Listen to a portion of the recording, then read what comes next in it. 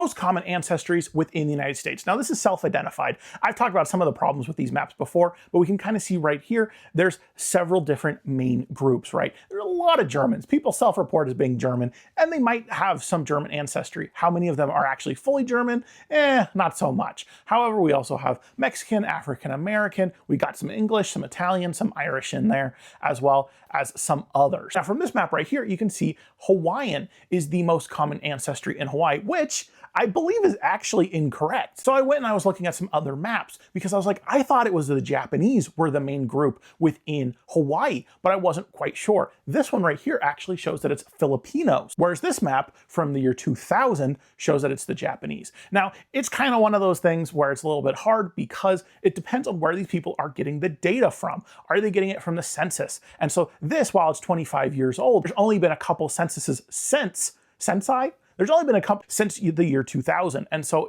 while it's out of date for sure, it's not as out of date as you might think. Now we also have this one, which is kind of hard to see, but you can actually see in Hawaii, it shows there's actually different nationalities. So the pink one would be the native Hawaiians, but then you can also see that there's green and blue for the Japanese and the Filipinos. And like I was kind of saying before, there's actually quite a lot of problems with these self-reporting maps because normally there's only one option. Only say, oh, well, I'm German, versus if you're a white guy like me in the United States, you probably are made up of a whole bunch of different things. I've got all kinds of different European ancestry because I've been here for a while. My people, they've been here for a decent amount of time, but then they also were coming in differently. If they use data that doesn't come from the census, you also can't fully trust it because what's the population size? How many people are actually being asked what their ancestry is within the United States? Is probably not a huge number.